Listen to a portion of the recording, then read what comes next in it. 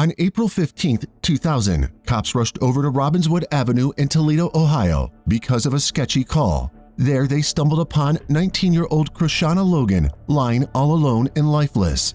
It was clear she had been roughed up and choked. Initially, it appeared as though the police had a promising lead, and the investigation would wrap up in no time. But as luck would have it, the case would drag on for ages without a resolution.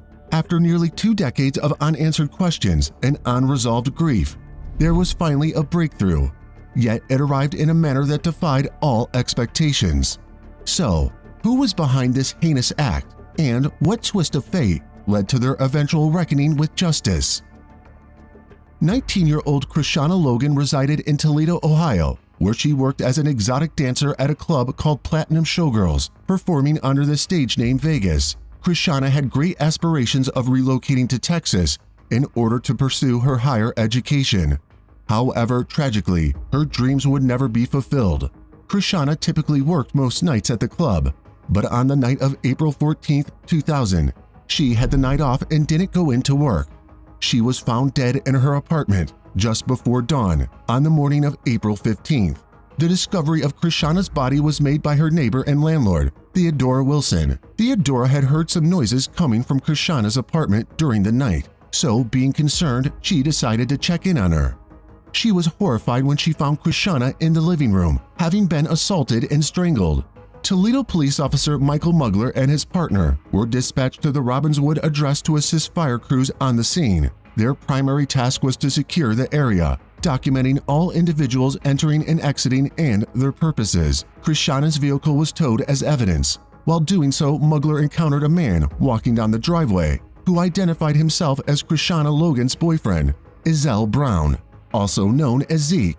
He expressed his desire to know what was happening. Detective Terry Cusino, the on-call Toledo police investigator, was responsible for photographing and videotaping the crime scene. Despite thorough examination, no usable fingerprints were recovered. However, various physical items, including Chrishana's underwear around her right ankle, a black bra around her torso, and a flowered dress covering her head, were collected as evidence. Lucas County Deputy Coroner Cynthia Bessier conducted Chrishana's autopsy. She testified about the external and internal trauma to Chrishana's neck, supported by photographs documenting the injuries. Bessier collected swabs from multiple areas of Chrishana's body for DNA testing and reported minimal alcohol and no illegal drugs in her system. Bessier determined Chrishana's cause of death as strangulation, ruling it a homicide. Her autopsy report was submitted as evidence. At the crime scene, there was no sign of forced entry, leading investigators to initially suspect that she had been killed by someone she knew. As the investigation progressed, one of Chrishana's friends from high school, whose name wasn't disclosed, stated that Chrishana's and her ex-boyfriend, Brown, had been involved in a toxic relationship marked by fighting and arguments, which Chrishana had been trying to end. Despite Chrishana's moving out briefly, Brown continued to stalk her. She revealed that Chrishana received money and gifts from Brown occasionally, often in exchange for intimate services.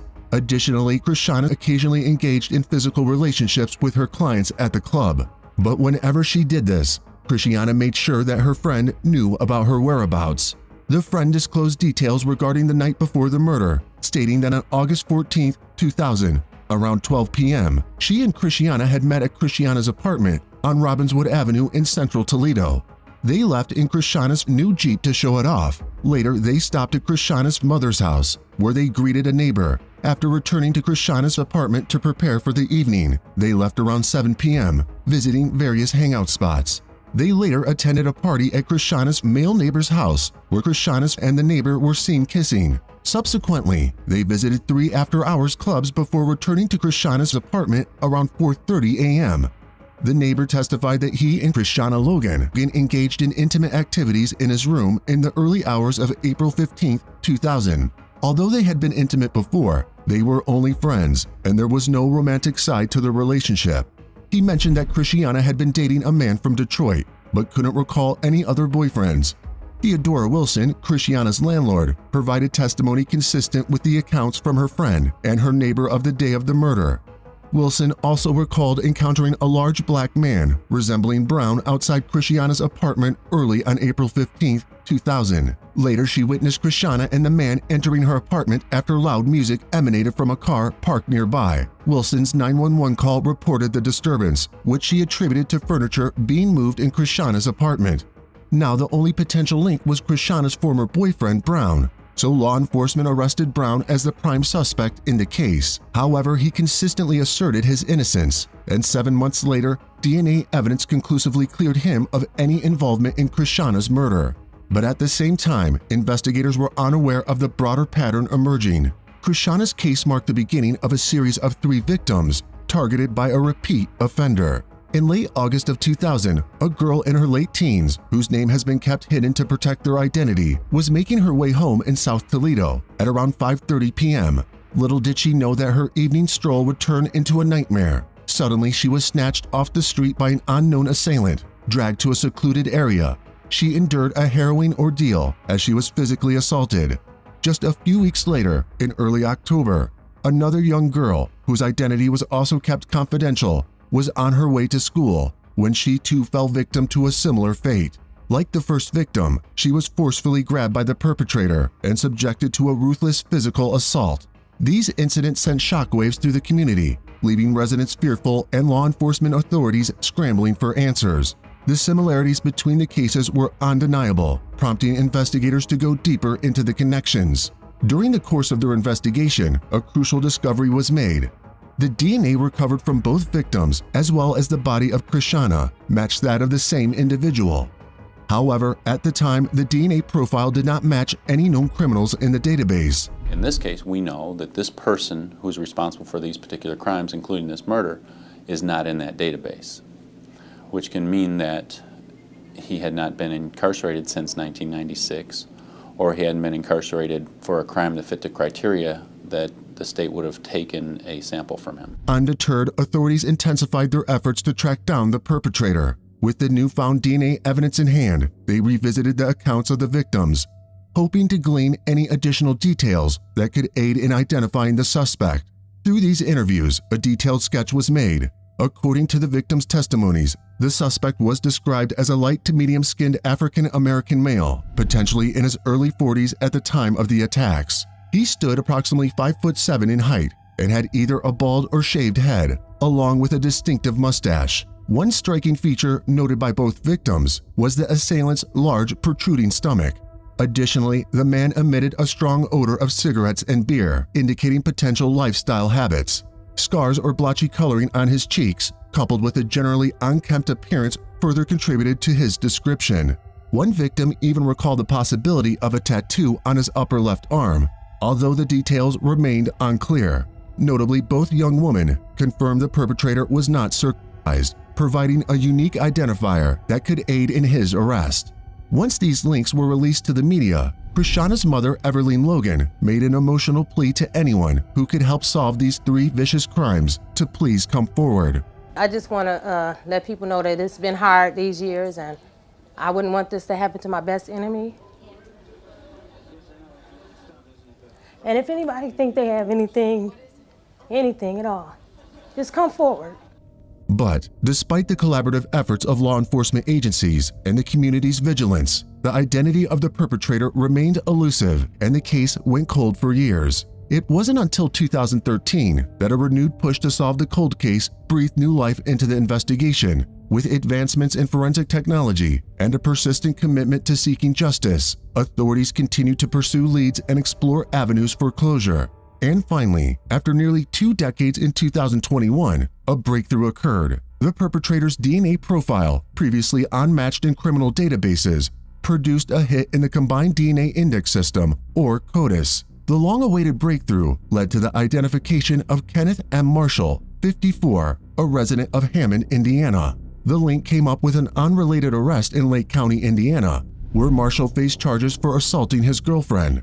After Marshall's arrest for this assault on November 18, 2021, his DNA was collected and uploaded to CODIS, where it produced a match for 3 cold cases dating back to 2000, and among these cases was the murder of Chrishana. Marshall was arrested on January 15, 2021, by Hammond Police with the help from the U.S. Marshals Great Lakes Task Force, outside his home on the 900 block of State Street in Hammond, Indiana.